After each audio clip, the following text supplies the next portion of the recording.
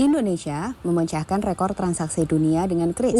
Itulah yang baru-baru ini terjadi. Sistem pembayaran digital buatan anak bangsa itu kini resmi memecahkan rekor transaksi dunia dengan nilai transaksi mencapai 60.000 triliun rupiah. Apakah kalian salah satu pengguna kris? Jika iya, kalian adalah bagian dari sejarah tersebut. Jadi, dengan besarnya kris, saat ini sendiri kris semakin menarik perhatian berbagai negara untuk bekerja sama dengan sistem keuangan Indonesia tersebut. Banyak negara ingin mengadopsinya, mulai dari negara-negara ASEAN seperti Singapura, Malaysia, hingga Thailand yang sudah bisa menggunakan kris, hingga negara besar Asia seperti Jepang, China, bahkan Korea Selatan. Jelas hal itu membuat posisi Indonesia dalam digital finance semakin diperhitungkan, di mana bagi Amerika Serikat yang punya sistem keuangan digital seperti Mastercard, Swift, hingga Visa, berkembangnya kris membuat mereka semakin khawatir kehilangan dominasi dunia. Mereka khawatir kris makin besar. Dan untuk itu, Amerika Serikat sempat berusaha untuk menghentikan perkembangan kris. Dan inilah kisah selengkapnya.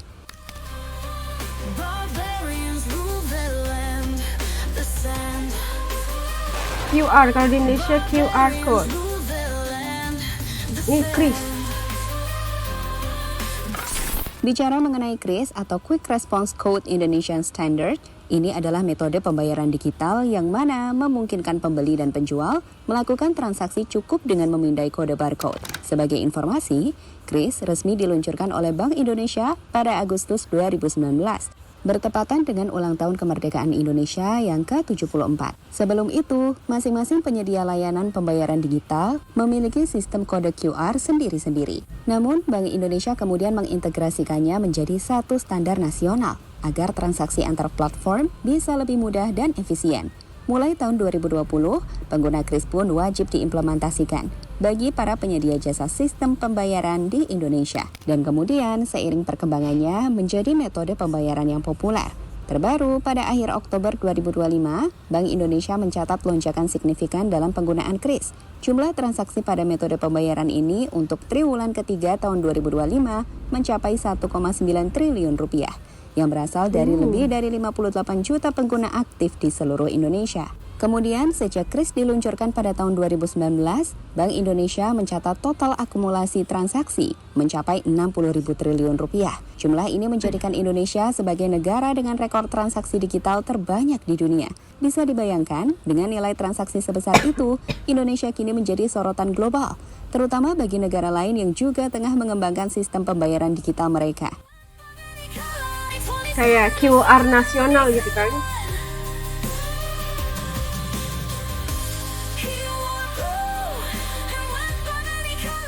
Jadi, berdasarkan dari kutipan The Peninsula Qatar, kris kini menjadi salah satu sistem keuangan dengan pertumbuhan paling pesat di dunia. Dalam kurun waktu hanya 1 tahun, volume transaksinya melonjak lebih dari 170%, menjadikan Indonesia sebagai negara dengan adopsi pembayaran QR tercepat di dunia. Kemudian data terbaru dari yang dikutip Kumparan per Oktober 2025, sekali lagi, tercatat sudah ada lebih dari 58 juta pengguna aktif dan juga lebih dari 27 juta merchant yang menerima pembayaran melalui kris dengan akumulasi nilai transaksi kris yang mencapai 60.000 triliun rupiah.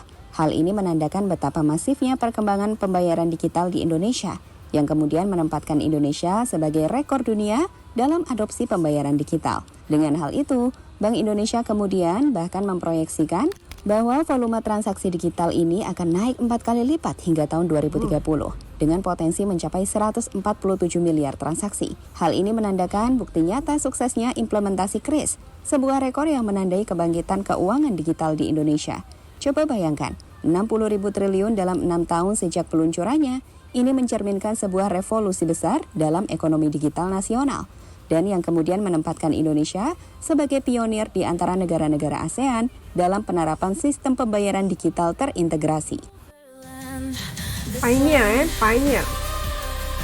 Kayak beli makan, bukan hanya di mall, tapi di warteg juga udah pakai kris. Dengan pencapaian tersebut, kris mulai menarik perhatian dunia.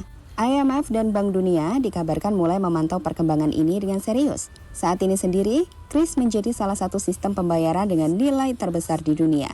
Berdasarkan data dari IMF Payment Statistics, Kris kini menjadi sistem pembayaran digital dengan total akumulasi transaksi tertinggi di dunia. Menariknya, Kris mengungguli pembayaran digital populer asal Amerika seperti Apple Pay dan PayPal, yang total transaksinya sekitar 32.000 triliun rupiah. Tak hanya itu, Kris juga melampaui UPI India, yang memiliki mekanisme serupa dengan total transaksi sekitar 40.000 triliun rupiah.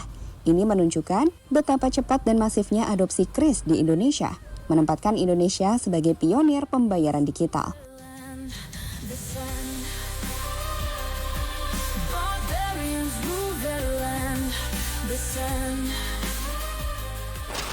Kris semakin diminati di berbagai negara. Bicara soal keunggulan, Kris memang menawarkan banyak hal. Seperti yang kita tahu, yaitu salah satunya adalah kecepatannya dalam proses pengiriman dan penerimaan uang, hanya dengan scan barcode.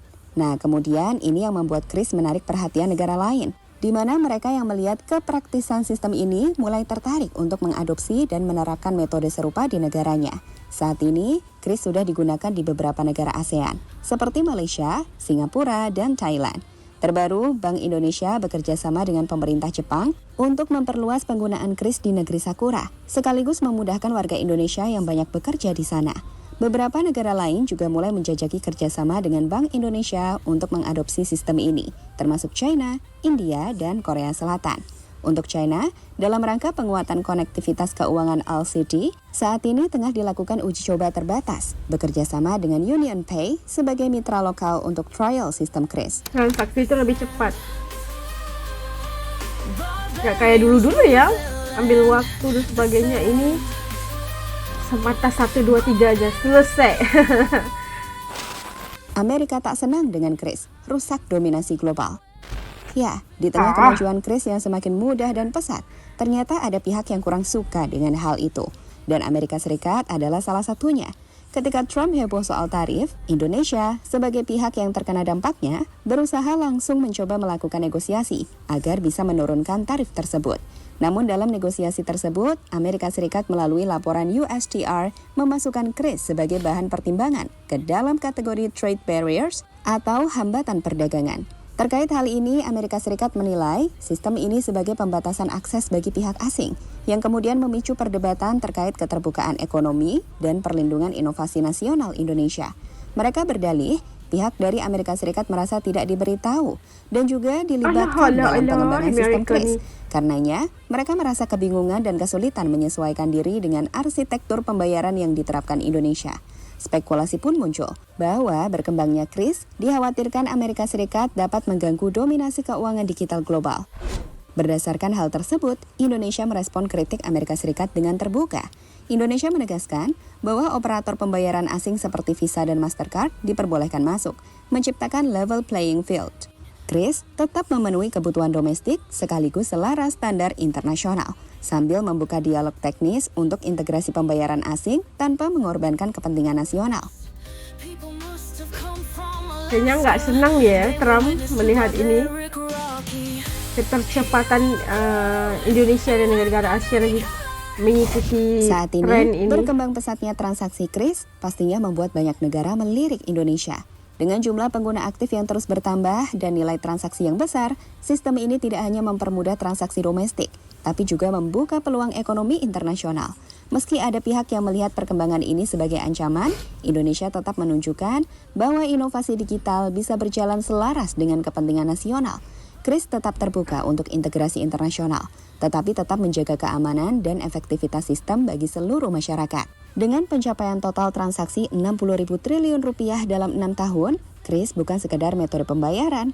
Ini adalah simbol revolusi keuangan digital di Indonesia.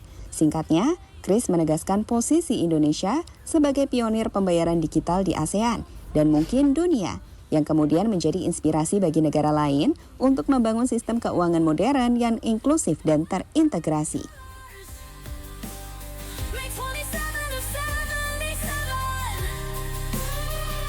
Lebih modern, lebih praktikal, kan?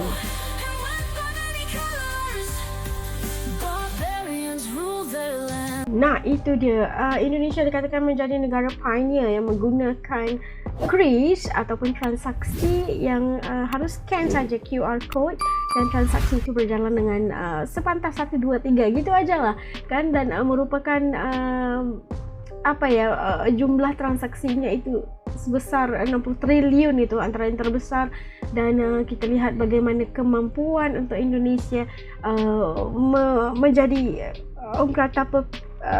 pioneer dalam digital banking ini, dan ini sesuatu yang sangat harus kita follow gitu kan. Dan kita lihat bagaimana sistem yang diaplikasikan ini sangat efisien untuk pengguna-pengguna yang memerlukan kepantasan, kecepatan, nggak perlu ribet-ribet itu kan. Hanya scan selesai, transaksinya udah selesai gitu. Mau bayar bukan hanya ada di mall, tapi malah udah ada di toko-toko kecil juga, di warteg juga udah ada kris ini. Maka ini memudahkan untuk pengguna-pengguna untuk melakukan transaksi tanpa perlu bersusah-susah seperti mana dahulu ya. Dan ini pastinya ancaman besar buat Amerika kerana mereka ada Mastercard, Visa dan sebagainya. Dan Indonesia membalas ya bisa bebas untuk masuk, nggak ada masalahnya, tapi terserah kepada pengguna mau guna yang mana, mau aplikasi yang kayak gimana untuk transaksi mereka, untuk lebih memudahkan gitu. Tapi apapun pasti ada kekurangannya, dan seperti tiada line internet dan sebagainya itu harus difikirkan untuk di kedepannya. Oke, kalau menurut teman-teman AS kayak gimana di channel ini, merasakan bahwa kalian udah menggunakan aplikasi ataupun pembayaran secara kris atau enggak, dan bagaimana, adakah yang mudah atau ribet, atau gimana pandangan teman-teman di channel ini? Tutup komen di bawah supaya AS juga bisa tahu rasa dan pandangan teman-teman AS di channel ini.